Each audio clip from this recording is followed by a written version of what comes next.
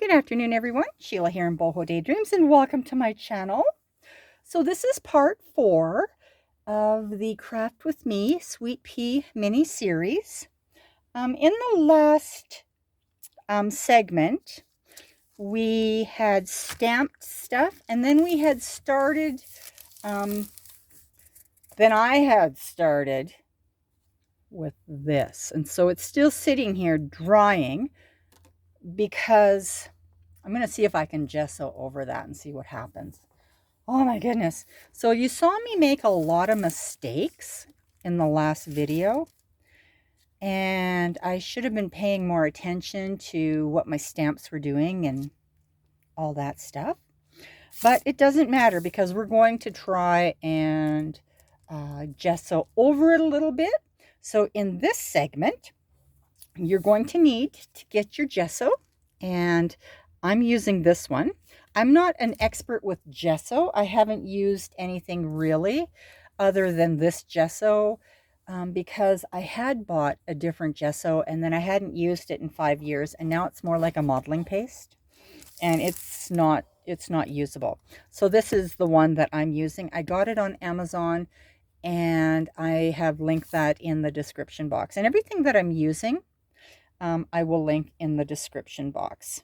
So what you're going to need, you need your gesso, and I just put it into a little receptacle. And then you're going to need your stamped cards, and you'll need a palette knife or something that works like a palette knife, because we're just going to be lightly spreading the gesso over top of our pages, and it's not going to be spread over the entire page, but just kind of like little bits and pieces here and there. And what gesso does is it comes forward and pushes your image back, so it's dimensional. So I hope that I'm going to do this okay on screen, because so far it seems that I have kind of done things a little backwards. So I have covered my workspace now with a piece of parchment paper, because that really works well. Then you can just throw it in the garbage afterwards. So we're going to work on this one first. So you take your palette knife and you're just going to put a bit of gesso on it. Not a lot. You don't want a whole bunch. You just want some, because you're just going to lightly scrape it over like this. Can you see that? It's just a light little touch, and it's just randomly placed.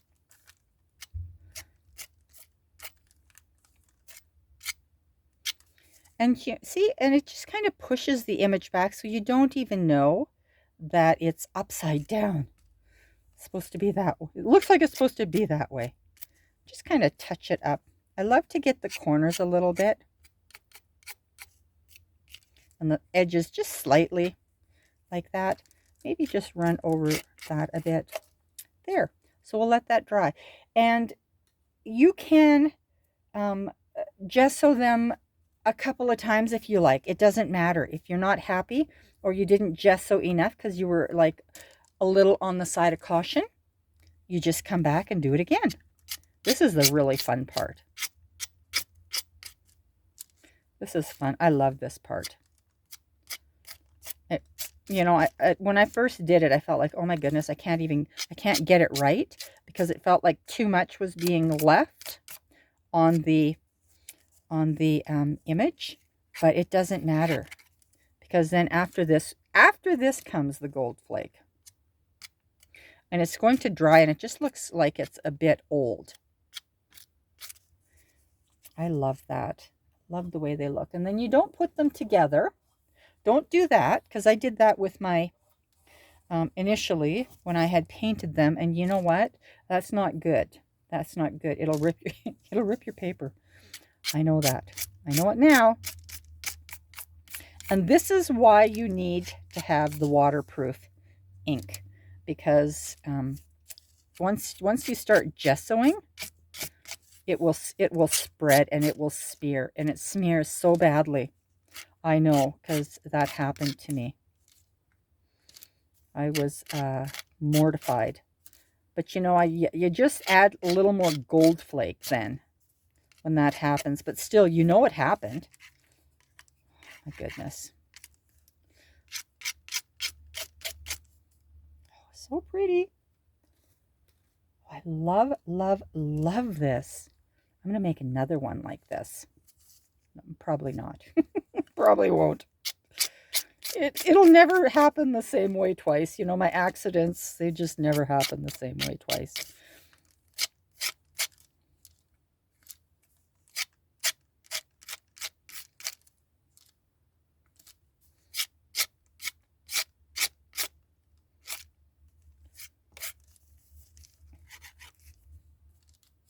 I hope everyone's having fun making their little sweet peas.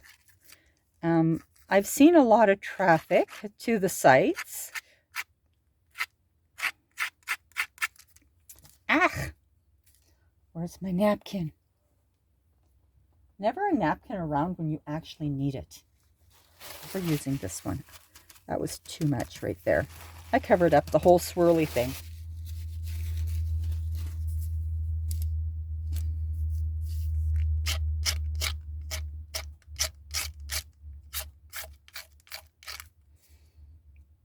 And when it's waterproof like that, you can do that.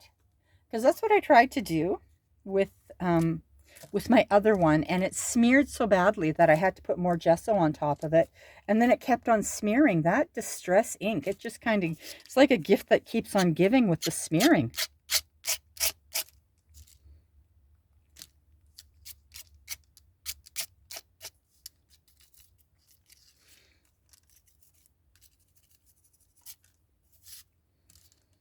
Be like the artist with the palette, adding it where you want. Gives it that wonderful aged look.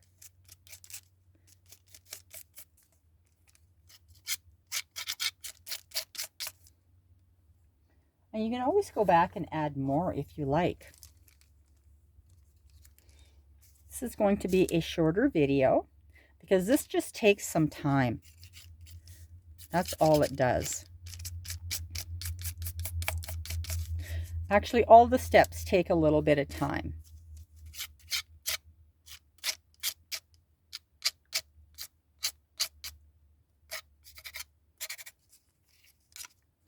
I love the decorating part.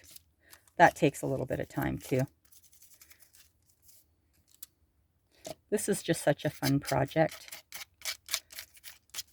Felt like it was my kind of manageable sized a project.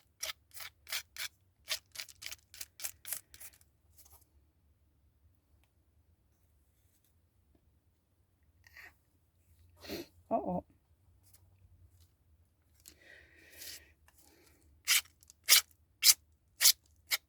When Randi did this, she just made it look so easy, the way she kind of scraped it across like that. It's just not that easy for me.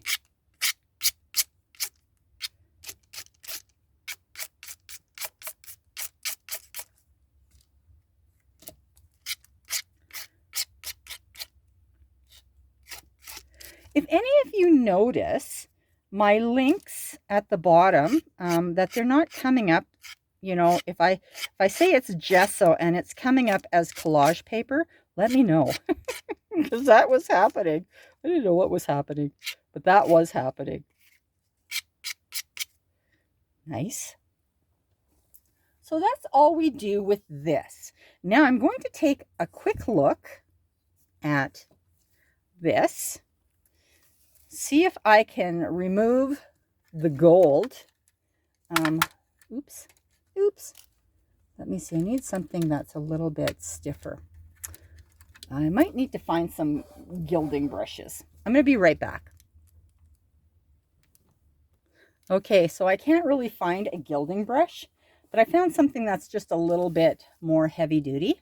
So we'll see if this works. Hopefully this is dry. And I put a napkin underneath because if I didn't, honestly, I would end up with this flake all over the place. And then when I'm trying to do my gesso, Oh my goodness, it's just going to be such a hot mess. You're like gesso and gold flake all over the place.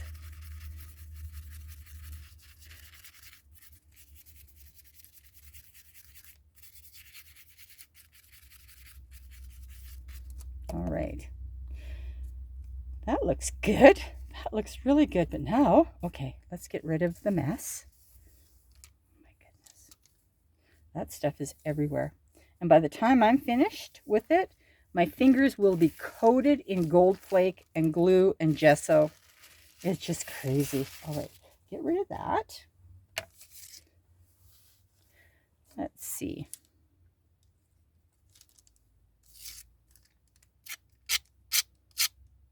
Ah! Oh, it's working. I want to get rid of this a bit. Oh my goodness, that's no good.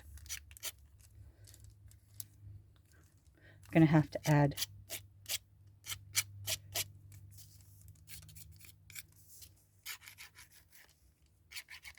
I like to get the edges a little bit.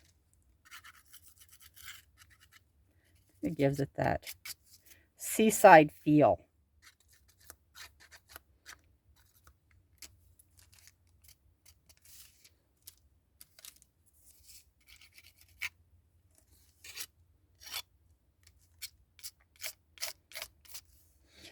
So that's okay. Just going to have to gold flake over top of those areas. There. That'll be okay. I just don't want you to do that because it is a lot of extra work for yourself that you don't need to, do. All right. So this concludes with part 4 of doing gesso. You're just going to go and gesso up all your pages front and back. And then we're going to come back and we're going to work on gold flaking and pulling out from the gesso yet. I hope everyone is having fun. I'm going to have all these links in the bottom that you can go and find your stuff if you don't have it already. I hope you all have a wonderful day. Bye-bye.